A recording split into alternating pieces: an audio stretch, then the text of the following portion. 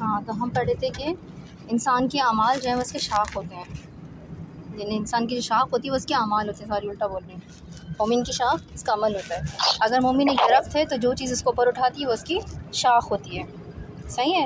اور ہم نے پڑھا کہ انسان کا قد جو ہے چھلانگ لگانے والے یا اپنے اصل بھول جانے والوں کا نہیں ہوتا، بلکہ قد ان کا اونچا ہوتا ہے جو اپنی زمین کے ساتھ، اپنے دین کے ساتھ جڑے ہوتے ہیں، جو اپنے اصل سے نہیں بھاگتے. ٹھیک ہے. اور ہم پڑھے تھے کہ جب ہم انسان کی اصل جو وہ کیا ہوتی ہے، اس کی فطرت ہوتی ہے جس پہ اللہ نے اس کو بنایا ہے، یعنی اللہ کی فطرت اللہ التی فطر الناس علیہا. ہم پڑھتے ہیں نا قرآن میں، وہ کیا ہے اللہ کی فطرت جس پہ اللہ نے اس انسان کو بنایا ہے. لیکن جب ہم چھوٹے تھے تو ہم اللہ کی فطرت پہ چلتے تھے. جب ہم کوئی برائی دیکھتے تھے تو ہمیں برائی لگتی تھی. کوئی ہمیں اخلاق سوز فلم نظر آتی تو ہمیں معلوم ہوتا تھا کہ یہ بری چیز ہے. کسی کو جھوٹ بولتے دیکھتے تو اس شخص کا امیج ہمارے ذہن میں خراب ہو جاتا تھا کہ یہ خراب یا برا شخص ہے، کہ یہ جھوٹ بولتا ہے، کیونکہ ہماری فطرت اس کو قبول نہیں کرتی تھی.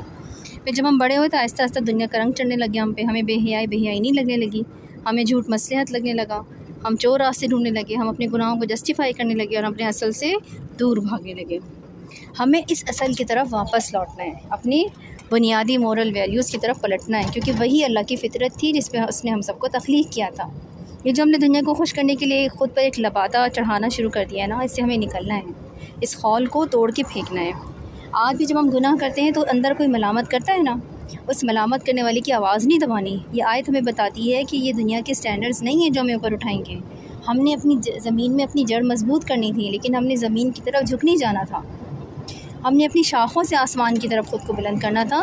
ہم نے زمین پہ ہوتے ہوئے آسمان کو چھونا تھا. اور یہ کیسے ہو سکتا ہے؟ جب انسان ایسے اعمال کرے جو اس کو اوپر اٹھائیں، جب انسان کے کام دوسروں کی فلاح کے ہوں، جب اس کی شاخوں پہ دوسروں کو چھلنی کرنے والے کانٹے نہ اگے ہوں، نہ وہ اپنے نیچے زہریلی جھاڑیاں اگنے دے، نہ وہ کسی کی روشنی کو اور ہوا کو روکے. ٹھیک ہے. اچھے اعمال بھی ایسے ہوتے ہیں، وہ انسان کا قد اللہ کے سامنے اٹھاتے ہیں اور پھر اللہ تعالیٰ اس کا ذکر خود بلند کرتا ہے. ہم نے پڑھا ہے نا کہ جب انسان اللہ کا ذکر دنیا میں زمین پہ کرتے ہیں تو اللہ تعالیٰ اس کا ذکر آسمان پہ فرشتوں کے سامنے کرتے ہیں. جب وہ کسی ایک شخص کے سامنے کرتے اللہ تعالیٰ اس کا ذکر جو ہے وہ ایک شخص ایک کے سامنے کرتے ہیں، اور جب وہ محفل میں کرتے تو اللہ تعالیٰ فرشتوں کی محفل میں اس کا ذکر کرتے ہیں. صحیح. تو کتنا اچھا لگے نا کہ جب ہم ہمارے پسندیدہ لوگ ہمارے بارے میں کہیں بیٹھ کے ہمارا ذکر کریں تو ہمیں کتنا اچھا لگتا ہے اور کتنی خوشی ہوتی ہے. اور یہاں تو بات اس سے کہیں بڑی ہے. لیکن یہ ذکر بھی ایسے ہی نہیں ہو جاتا، اس کے لیے اعمال کرنے پڑتے ہیں، ایسے اعمال جو آپ کو اللہ تعالیٰ کے محبوب بندوں میں شامل کرتے ہیں. اور اللہ تعالیٰ آپ کے ان اعمال کو پسندیدگی سے دیکھتا ہے، کیونکہ وہ آپ کی اسٹرگل دیکھ رہا ہوتا ہے. آپ کے ماں باپ کو بھی نہیں علم ہوگا کہ اندر سے آپ کتنی اسٹرگل کر رہے ہیں، لیکن آپ کے رب کو تو علم ہوگا نا ان تمام پریشانیوں کا جن سے آپ ایک دن میں گزر رہے ہوتے ہیں. آپ کے رب کو آپ کے سارے مسئلوں کا علم ہے، اس کو آپ کے سارے دکھ درد معلوم ہیں، اس کو آپ کے سارے رازوں کی بھی خبر ہے. وہ جانتا ہے کہ لوگوں کی باتیں آپ کو تکلیف دیتی ہیں، وہ جانتا ہے کہ آپ کا دل ٹوٹا ہوا ہے، اسی لیے وہ ان آیات کو آپ کو پڑھواتا ہے تاکہ آپ کو دل کو سکون ملے. اسی لیے وہ کہتا ہے کہ تمہارے رب کے ہیں اچھے اچھے نام، اس کو پکارو اس کے ناموں کے ساتھ.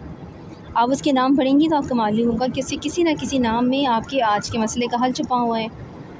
میں نے آپ کو بتایا تھا نا اسماء الحسنی اللہ کے نام جو ہیں وہ ہر نام آپ کی ہر پریشانی کا حل ہے.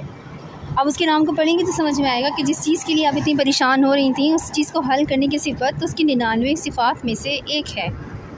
ہر روز کوئی اور صفت آپ کو اپنے نئے مسئلے کا حل لگے گی. پھر اس کو اسی نام سے پکاریں. اللہ کو پہچاننے کے لیے اس کے ناموں کا مطالعہ کریں، اس کے بارے میں جانیں کہ ان کا کیا مطلب ہے اور اس کی کیا تاثیر ہے.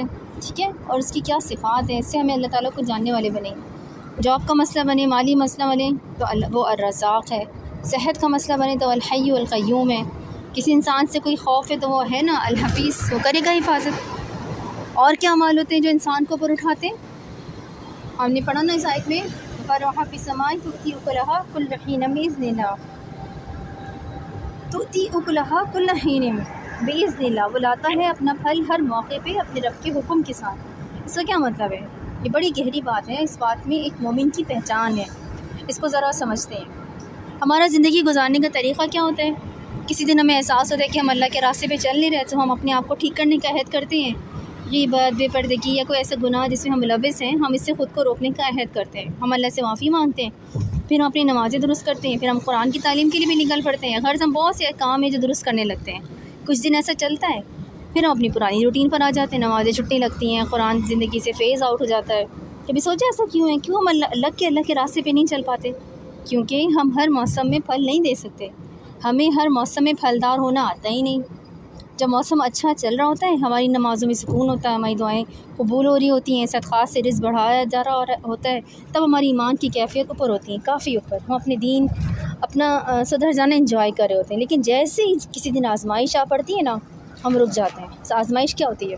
کوئی انسان ہمارا دل دکھا دے، کوئی دعا قبول نہ ہو، کسی دن سارے کام خراب ہو جائیں، کام الٹے ہو جائیں، محنت ضائع ہو جائے، نقصان آ جائے، برے حالات آ جائیں، نعمتوں کا زوال آنے لگے، کسی سے لڑائی ہو جائے، طبیعت خراب ہو جائے، کوئی ناگہانی آفات آ جائے، ہمارے اپنے ہم سے منہ موڑ لیں، اگر کوئی بھی شخص بھی ہم سے موڈ بھی خراب کر لینا، تو سب سے پہلے ہمارا دین متاثر ہوتا ہے۔ سب سے پہلے ہم نماز اور قرآن چھوڑ دیتے ہیں، پھر ہم دعا ترک کر دیتے ہیں، پھر ہم مسکرانا ہی بھول جاتے ہیں، پھر ہم لوگوں سے مہربانی کے رویے ترک کر دیتے ہیں، ہم کڑوے بن جاتے ہیں، غصہ کرتے ہیں، ہم اپنے سب سے قریبی لوگوں پہ غصہ نکالتے ہیں، اپنے بچوں پہ غصہ نکالتے ہیں، ہم لڑائیاں کرتے ہیں، دوسروں کو ہرٹ کرتے ہیں، کیونکہ ہم خود ہرٹ ہوئے ہوئے ہوتے ہیں نا۔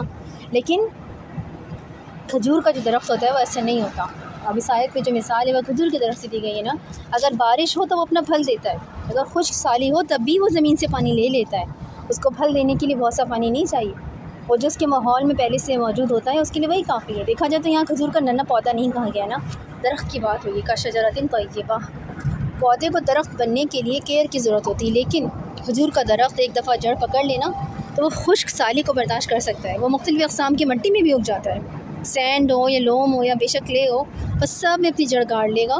بارش نہ ہو تو ذرا سی فوار بھی اس کی کافی ہوتی ہے۔ سخت گرمی میں کھجور کے پتے اپنے درخت کی حفاظت کرتے ہیں، اس کے اوپر بھی موسم آتے ہیں، وہ اپنے رب کے حکم سے پھل دینا نہیں روکتا۔ ایک پاکیزہ درخت اپنے ارد گرد کے موسم سے بے نیاز ہو کے پھل دیتا ہے، وہ ہر موسم کے لیے تیار رہتا ہے، وہ ہر موسم سے ہی اپنے لیے کچھ مثبت لے لیتا ہے۔ بارش ہے تو وہ بارش کا پانی لے لے گا، بارش نہیں ہے تو وہ زمین کا پانی لے گا۔ کھجور کو جتنا پانی درکار ہوتا ہے اتنا پانی وہ اپنے ماحول سے لے ہی لے گا۔ کھجور کا درخت خشک سالی پڑنے پہ موڈ آف نہیں کر لیتا، وہ اپنے رب سے شکوے نہیں کرتا، اس کو معلوم ہے کہ اس کے اوپر اس کے رب سارے موسم بھیجے گا۔ بہار بھی آئے گی جب وہ خود کو بہت پروڈکٹیو محسوس کرے گا، اس کے پاس زندگی گزارنے کے لیے بہت سے آئیڈیاز ہوں گے، اس کے پاس بہت سے پلان ہوں گے، اس کو ہر طرف رنگ اور خوشبو نظر آئے گی۔ لیکن اس کو معلوم ہے کہ اس کے اوپر سخت گرمی بھی آئے گی، جب اس کے اندر باہر اتنی آگ لگی ہوگی کہ دل چاہے گا ساری دنیا کو جلا دے، جب وہ حالات کی تپش سہنے پہ مجبور ہوگا۔ پھر اس کے اوپر خزاں جیسے غم بھی آئیں گے، جب اس کے اندر کی دنیا سوکھ جائے گی، وہ صدمے اور غم سے نڈھال ہو جائے گا، اور پھر سرما بھی آئے گا، جب اسے لوگوں کی ذرا پرواہ نہ رہے گی، اس کے جذبات ٹھنڈے ہو جائیں گے، اس کے دل میں نہ محبت ہوگی نہ اپنائیت، پھر ایک دن اچانک سے باہر آ جائے گی۔ کھجور کے درخت کو معلوم ہوتا ہے کہ یہ سارے موسم زندگی کا حصہ ہیں، لیکن آج کے انسان کو ابھی تک اس بات کی سمجھ نہیں آئی کہ یہ سب موسم ہر انسان پہ آتے ہیں، آپ پہ بھی، مجھ پہ بھی۔ اس وقت ہم ان چاروں میں سے کسی ایک موسم سے گزر رہی ہوں گی، اور ایسا نہیں ہے کہ سارے موسم ہر وقت ایک جیسے رہتے ہیں، کالی راتیں بہار میں بھی آتی ہیں اور دن کا سورج سردیوں کے موسم میں بھی نکلتا ہے نا۔ جس دن ہم نے اس بات کے ساتھ سمجھوتا کر لیا کہ سارے موسم اور جنگل کے سارے درخت ہمارا امتحان تھے، ہماری جڑ مضبوط ہونے لگ جائے گی۔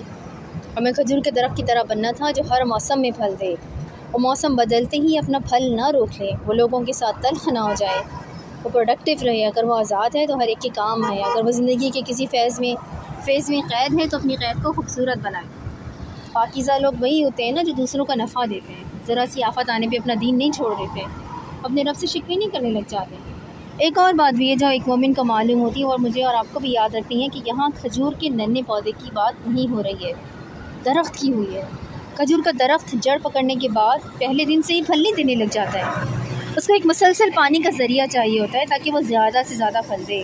اس کی جڑ کو ثبات پانے کے لیے 4-5 سال تقریباً چاہیے ہوتے ہیں، تبھی وہ اگلے 10-15 سال تک موسم کی سختیوں کے باوجود اپنا پھل دیتا رہتا ہے۔ پانی کیا ہوتا ہے؟ مومن کا پانی علم ہے، پانی قرآن سے، اللہ کی وحی سے مسلسل تعلق ہوتا ہے۔ آپ کو اگر شجر طیبہ جیسا ایمان مضبوط کرنا ہے تو آپ کو پانی کا ایک سورس ہمیشہ اور مسلسل چاہیے۔ یاد ہے نا، ہم نے سب کا ایک مطلب مضبوط پڑھا تھا، لیکن اس کا ایک اور مطلب تھا مسلسل بھی، یعنی کانسٹنٹ، یعنی ایسی جڑ جس میں تسلسل ہو، یعنی آپ کو جڑ کو مسلسل مضبوط بھی کرنا ہے، اور وہ ہوگا مسلسل اس کو پانی دینے سے، اور پانی ہے اللہ کی کتاب کے ساتھ رشتہ استوار کرنا، تلاوت کا، حفظ کا، تفسیر کا، تدبر کا، دل کا۔ یہی کتاب ہے نا جو آپ کو ہر موسم میں اپنی آیات کے ذریعے یاد کروائے گی کہ کیسے آپ نے اس حالت میں بھی اپنا پھل نہیں روکنا، کیسے آپ نے سب کچھ چھوڑ چھاڑ کے نہیں بیٹھ جانا. یہی وہ کتاب ہے جو آپ کی جڑ مضبوط کرے گی. یہ ایک دن میں نہیں ہو جائے گا, اس میں ابھی ایک عرصہ لگے گا, لیکن اس عرصے میں اس کتاب سے تعلق نہیں چھوڑنا ہے. آپ اس جنگل میں تنہا ہیں, یہ ارد گرد درخت آپ کے لیے نہیں ہے, وہ سب اپنی اپنی کہانی کے کردار نبھا رہے ہیں. آپ صرف اپنے لیے ہیں. آپ کو ارد گرد پہ نہیں فوکس کرنا, آپ نے اپنے اوپر فوکس کرنا ہے. آپ نے اپنے پانی کا راستہ نہیں روکنا. یہ زمین آپ کا دین ہے, پانی آپ کا قرآن ہے, شاخیں آپ کے اعمال ہیں, اور آسمان کے اوپر آپ کا رب ہے. ساری کہانی آپ کی اور آپ کے رب کی ہے. آپ کا مالک وہ ہے, آپ کا خالق وہ ہے, اور آپ کے لیے فیصلے لینے والا مدبر بھی وہی ہے. جب ساری کہانی تھی ہی آپ کی اور آپ کے رب کی, تو ارد گرد کے درختوں سے شکوے کیا کرنے, ان سے شکایت ترک کر دیں, ان کی کھوج چھوڑ دیں, ان کو معاف کر دیں, اور ان کی روشنی یا ہوا نہ روکیں بلکہ پھل دینے والے بنیں. ارد گرد کی مخلوق کو خود سے فائدہ اٹھانے دیں. آپ کا پھل وہ توڑیں, چرائیں, آپ کے سائے میں بیٹھ کے وہ کھائیں یا کھیلیں, یہ آپ کا مسئلہ نہیں ہے. آپ نے بس اوپر دیکھنا ہے. اوپر دیکھیں اپنے رب سے ملانے والے راستے کی طرف. ساری کہانی بس آپ کی اور آپ کے رب کی ہے. ٹھیک ہے, انشاءاللہ ہمارا جو نیکسٹ لیسن ہے نا وہ ہے شجرۃ. اب آج اس دفعہ ہم نے پڑھا شجرۃ طیبہ کے بارے میں. اب ہم جو پڑھیں گے نا وہ ہے شجرۃ کیا کہتے ہیں, کیا ہے, شجرۃ طیبہ ہے, اس کا کیا تھا, شجرۃ خبیثہ. ہاں, ہم ایک ناپاک درخت کے بارے میں پڑھیں گے. وہ بھی تفصیلی ہے, تو انشاءاللہ ایک ساتھ ہی اس کو کوشش کریں گے کہ وہ کلمۃ خبیثہ اور شجرۃ خبیثہ کیا ہوتا ہے. انشاءاللہ نیکسٹ لیسن میں پڑھتے ہیں.